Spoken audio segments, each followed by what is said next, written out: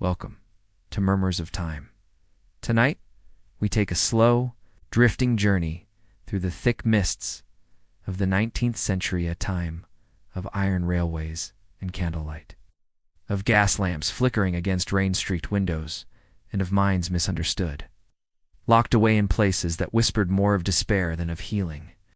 You are invited to walk softly through a chapter of history where the margins between sanity and madness were thin and poorly understood, where compassion often took strange forms and silence filled long, echoing corridors. There is nothing for you to do now, no burdens to carry. Let the weight of the day slip gently from your shoulders. Nestle deeper into your blanket. Breathe in the comfort of the present, and listen as we step slowly into the world of the Victorian Asylum. Let us begin, not with the science or the scandals, but with the sounds and sights of a place you wouldn't wish to visit. Yet tonight you will. Why you wouldn't survive a day in Bedlam? Imagine yourself. A pale gray dawn breaks over London. It is the year 1863. A cold mist clings to the ground, curling around boot heels and carriage wheels alike. Chimneys exhale long, slow plumes into the winter air, and somewhere beneath that soot-stained sky rises the silhouette of a building known to all, yet understood by few. Bedlam Royal Hospital, or, as the city knows it, Bedlam. Its walls are tall, somber, and worn by centuries.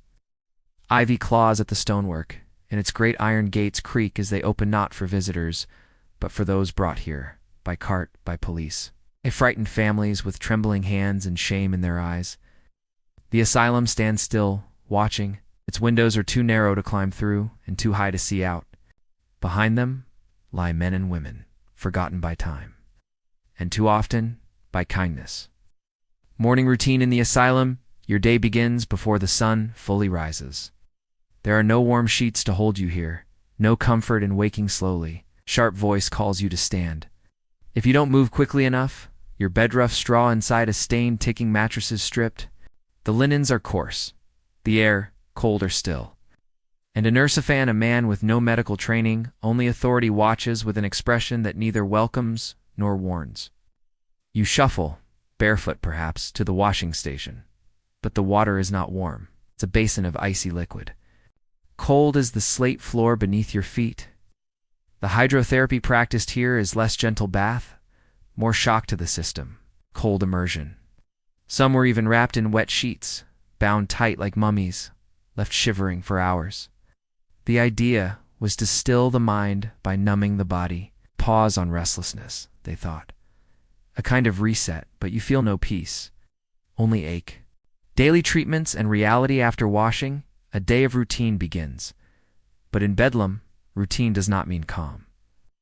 You might be placed in a restraint chair, a tranquilizer, a heavy wooden seat with leather straps. Not for violence necessarily, simply for being loud or confused, crying out when sleep evaded you. Or perhaps you're left to walk the halls. Long corridors echo with footsteps, with murmurs, with the low moans of those who no longer speak in words. Some press their foreheads to the walls. Others rock, back and forth, endlessly. No one explains why. No one stops them. The nurses carry keys, always keys. They jingle with every step, constant reminders that you are locked in, and they are not. There is no counseling here, no talk therapy. There are charts, perhaps? Descriptions of your episodes? Your fits? Your delusions? Scribbled notes by a doctor who may visit only once a week? That? Sometimes they test new treatments, bleeding, blistering, emetics. None meant to cure, only to calm. Meals and sounds. When the bell chimes for food, you're herded into a mess room. The broth is thin, the bread is dry. There's little conversation and no silverware for many, just fingers and rough wooden spoons. You sit beside those whose eyes stare endlessly ahead, or those who hum tunelessly under their breath. Outside the thick doors, you might hear faint laughter from the staff, a guard lighting a pipe, or distant clatter from the kitchens, reminding you of a world you no longer inhabit. And the sounds within, whispers, crying, sometimes, but not the comforting kind, the heavy kind, the kind that settles on your chest like the air before a storm. Who ends up in Bedlam? a wife who grieved too loudly, a man who drank too deeply, a daughter too spirited for the confines of society, an elderly parent growing confused, repeating names of the dead, or simply someone too poor, too alone, too strange. And so they came, from all walks of life, and are given labels that held them fast, melancholic, hysteric, mad. There were women whose only crime was reading too much, or defying a husband. There were men whose minds broke under the weight of war or work. No trial, no hearing. A family member's signature was often enough, and then the doors closed. Nightfall in the asylum as darkness settles, the gas lamps flicker low in their iron sconces. You are shown back to your bed or your cell. Some rooms house 6 or more, others only 1, but the silence is not restful. You hear rustling, muffled sobs. Sometimes screams from further down the corridor, and then a quiet descends. It's not the hush of peace, but of resignation. You close your eyes, not from tiredness, but from despair. There is no counting of days here, no hope of leaving, only the passing of time, marked by meals, murmurs, and memory. Imagine yourself now, drifting away from those walls, out through the gates, back into the present. You have seen what one day in Bedlam might feel like. But now, we shift our gaze, not to the silent inmates, but to the woman who dared to walk through those doors willingly. She was not mad, but she wanted to understand madness. From the inside, her name was Nellie Bly. The life of Nellie Bly. Through the doors of the asylum, let us return now. Not to the cold stone walls of Bedlam, but to the other side of the Atlantic. To New York City, in the final decades of the 19th century. The streets are restless with horse-drawn carts, street vendors, and the clatter of shoes on cobblestone. Overhead, great plumes of coal smoke rise above tenement buildings, while men in bowler hats shout the morning headlines. And in the middle of it all, a woman steps quietly into history. Her name is Elizabeth Cochran, though the world would come to know her by another Nellie Bly, a woman in a man's world in 1887. Elizabeth was just 23 years old. Petite, sharp-eyed, and relentless, she was already fighting against a tide of expectations. Journalism, you see, was not a place for women, at least not serious journalism. A woman could write about fashion or domestic tips, or perhaps pen a poem about spring. But Nellie, Bly ambitious, clever, and quietly daring, wanted more. And so when Joseph Pulitzer's newspaper, the New York World, offered a challenge that most reporters would have declined without a second thought, Nellie accepted. She would pretend to be insane. She would get herself committed to the women's lunatic asylum on Blackwell's Island. And from inside, she would report what no one else could or dared to see. Getting in it was not as difficult as you might think. Nellie moved into a boarding house under an assumed name. There she began to behave strangely. She refused to sleep. She wandered the halls at night, muttering to herself. She told others she was afraid of them, afraid they meant her harm. The boarding house owner called the police. The judge, with little evidence, declared her positively demented. And within days, Nellie found herself aboard a ferry bound for Blackwell, Asylum, the gray silhouette of the asylum rising over the East River like a brooding sentinel. There were no dramatics, no weeping farewells. Only cold wind and the slow churn of the river beneath the boat. Life inside Blackwell's Island. Imagine now, walking through those iron gates. Not in fear, but with purpose. Yet still uncertain. Longer Nellie Bly. But just another nameless woman labeled mad. The first thing that struck her was not the building, but the noise. Screams, whispers, laughter that didn't sound quite right. The rattling of dishes, the barking of orders. The steady clank of keys. The women she met were not wild-eyed or dangerous. Many were simply poor, immigrants who didn't speak English. Elderly women whose families had nowhere else to send them. Young girls abandoned by society. And they were treated not with care, but with suspicion. Care in the asylum meals were inedible. Cold gruel, stale bread, watery coffee. Nellie wrote of foul butter and spoiled meat. She described patients gagging or refusing to eat only to be punished for rebellion. Baths were ice cold. The attendants roughly scrubbed the women in long lines. With no privacy, no gentleness, and the same dirty cloths used over and over again. The nights were worse. Nellie lay awake listening to the moaning and crying of women locked in, with no comfort, no warmth, and no hope. Some were bound. Some were beaten. All were ignored, she asked herself. How could anyone remain sane in such a place? The nurses were often cruel, not always out of malice, but from exhaustion, from boredom, or from a belief that these women deserved no better. There were no real doctors in sight, only brief visits, passing glances, quick diagnoses. The cruelty of silence, one of the most chilling details Nellie recorded, was the enforced silence. Women were ordered not to speak. No whispering, no laughter, no questions. To talk was to be labeled difficult. To ask for help was to be ignored. To cry was to invite punishment. It was not madness that lived in the asylum, but loneliness. That was the greatest weight. Getting out and speaking up. After 10 days inside, the New York World sent lawyers to have Nellie released. But those 10 days would change history. She returned to the city not with nightmares, but with notes. With names, with memories, with a quiet fury stitched into every word. Her 10 days in a madhouse sent shockwaves across the country. Lawmakers were forced to take notice. Funding for the asylum increased. Inspections were promised. And perhaps most important of all, the public began to listen. For the first time, Americans saw what life inside an asylum was truly like, not through doctors' words, but through the eyes of someone who had lived it. Nellie Bly would go on to report from war zones, to travel the world, and to break records. But this story, her descent into madness, by choice, remains one of her most powerful. A soft reflection. Imagine now the strength it took. It's not to survive such a place, but to choose to go. To wake each day surrounded by suffering, knowing you could leave, but refusing to do so until your story was full. Nellie gave a voice to the voiceless. And in the silent halls of Blackwell's Island, that voice still echoes. You may not hear it clearly, only a murmur, perhaps, but it is there, waiting. And now, with soft steps, we move forward deeper still into the Victorian mind. Next, we peer into the pages of strange books and curious experiments. We run our fingers gently along skulls and trace the shape of a science long forgotten. In the next segment, we explore phrenology and other curious ideas about the mind. Phrenology and other weird science settle deeper now. Let your mind drift into the curious world of 19th century science, where imagination often ran ahead of evidence, and certainty wore the thin disguise of a diagram. This was a century obsessed with classification. Every leaf, every bone, every behavior, categorized, measured, explained.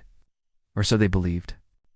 And nowhere was this ambition more strange, more quietly unsettling, than in the so-called science of phrenology. The skull is a map. Imagine a smooth ivory skull resting on a velvet cushion in a physician's study. It's not a skeleton's relic, but a tool of diagnosis. The skull, they believed, was a map. A chart of a person's character, intellect, and moral fiber, etched not by ink, but by shape. Phrenologists claimed that the brain was made of dozens of separate organs, not physical organs, but regions responsible for traits: benevolence, combativeness, secretiveness, veneration, even omitiveness, a Victorian word for desire. Each of these traits, they said, could grow with use like a muscle, and as one organ expanded, it would press against the skull, forming subtle bumps or depressions. By running their fingers over the contours of your head, they could supposedly read your mind and your soul. The phrenologist's office. Picture yourself entering such an office in 1854. The door clicks softly shut behind you. The room smells faintly of paper and pipe smoke. A strange calm lingers in the air, somewhere between A science fair. On the shelves, skulls, charts, busts, marked with fine black lines, each section labeled in curling script. You're invited to sit in a deep leather chair. A gentleman, perhaps in a gray waistcoat, spectacles low on his nose, leans in with great seriousness. He touches your scalp with practiced hands, nodding to himself, murmuring terms like firmness, self-esteem, cautiousness. He may take out a small brass caliper or a craneometer to measure the distance between points on your head. His assistant writes it all down. And then comes the analysis. You are, he says, inclined to generosity, but prone to daydreams. Intelligent, yes, but with underdeveloped destructiveness. A romantic, but perhaps impulsive. It feels personal, almost mystical, and yet there is no science here. A popular delusion phrenology was not a fringe idea. It was taught in universities, endorsed by prominent thinkers, practiced in both medical and parlor settings. Even Walt Whitman had his head examined. Clara Barton, the nurse who had found the American Red Cross, carried a phrenological reading with her for years. It told her she was destined for greatness. People consulted phrenologists for everything from career guidance to marriage advice. Some parents even had their children measured to determine future potential. The Victorians were captivated not only by what it revealed, but by what it promised. A way to predict, to control, to classify the great mystery of human nature. The darker side, but not all of it, was quaint. Phrenology, like many pseudosciences of the time, was often twisted into justification for racism, for classism, for ableism. Doctors and so-called scientists claimed that certain skull shapes belonged to superior races and others to inferior ones. Immigrants were studied, prisoners were measured, the mentally ill were charted as curiosities, their heads marked as evidence of internal defect. It became a tool not just for curiosity but for exclusion. And though phrenology would eventually be discredited, the urge it revealed, the hunger to label others based on appearance, never truly faded. Other curious beliefs phrenology was only the beginning. The 19th century brimmed with experimental therapies, often more imaginative than effective. Mesmerism, named after Franz Mesmer, claimed to manipulate invisible magnetic fluids in the body. Patients were put into trances, convinced they were healed. Trepanation, the ancient practice of drilling a hole in the skull, was still used in some corners. Believed to release bad humors or pressure of the mind, the rest cure, popularized by Dr. Silas Ware Mitchell, was prescribed primarily to women. Patients were confined to bed for weeks, no reading, no writing, no thinking, just milk, eggs, and silence. Electrotherapy, in its infancy, sent weak currents through the body to treat hysteria, paralysis, and melancholy. The machines hummed softly. Ow. Their effectiveness was debatable. Moral management, perhaps the gentlest of the era's practices, sought to treat the mentally ill through clean surroundings, structured work, and kindness. A noble idea, often poorly executed. A gentle reflection, so many of these treatments, strange as they may seem, now were rooted in something almost tender, a desire to understand the mind, to heal what had once seemed unknowable. But without true understanding and without compassion, even the kindest intention can turn cold. Still, one can imagine a patient sitting quietly, phrenologist's fingers tracing the soft curve behind the ear, whispering of hidden talents and secret kindnesses. For a moment, perhaps, they felt seen. Even if the science was false, the comfort may have been real. And now, the lamps grow dim once more.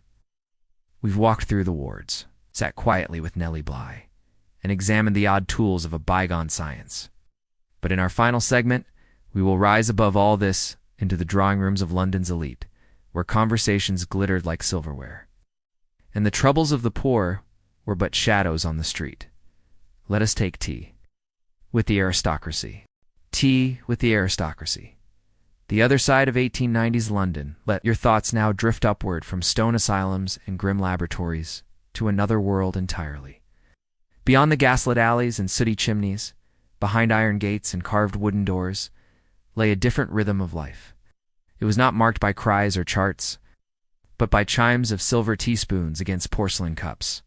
We are in 1890s London, and this is the world of the upper class, a place of brocade curtains, garden parties, whispered scandal, and a daily ritual that, to this day, defines civility in the British imagination.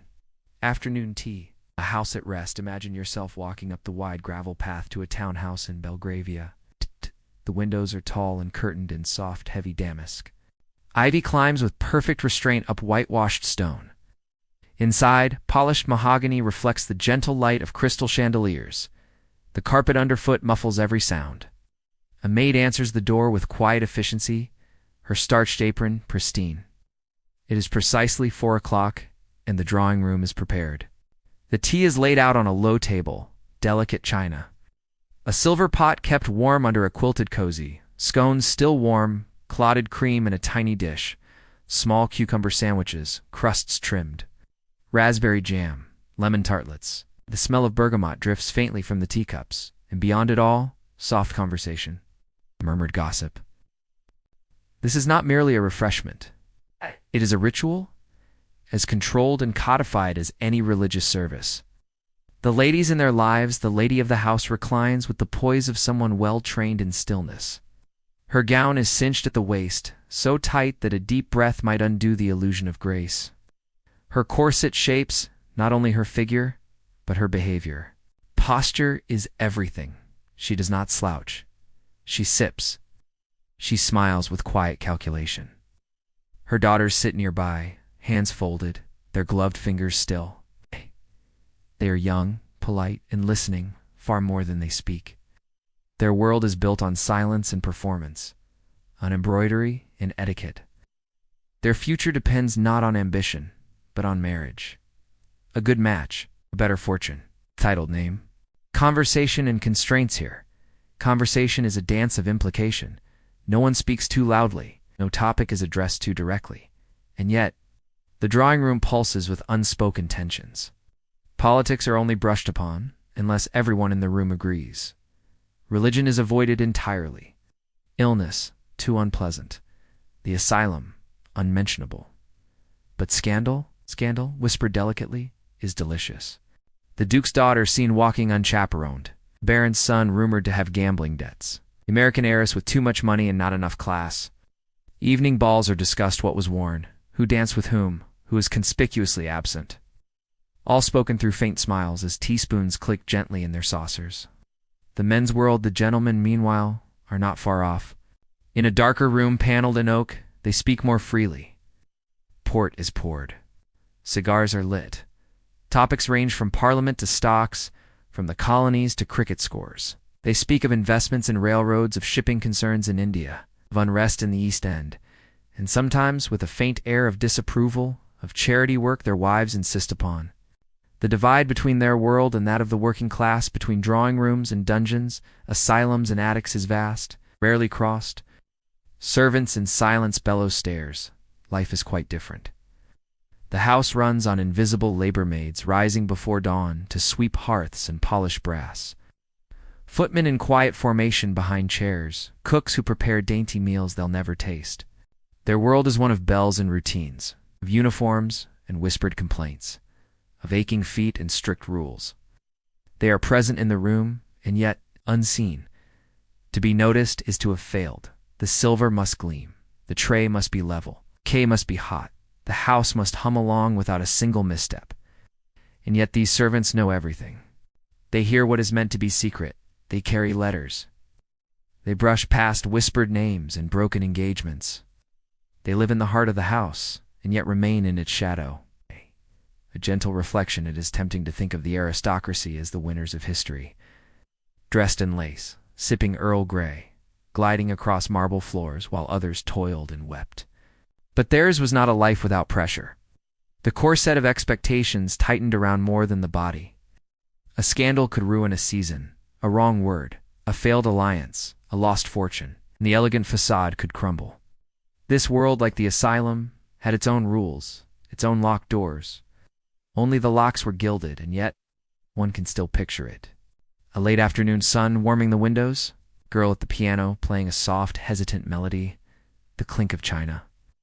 A sigh of fabric, a maid lifting the tray with practiced grace. Time ticking softly in the background, as always.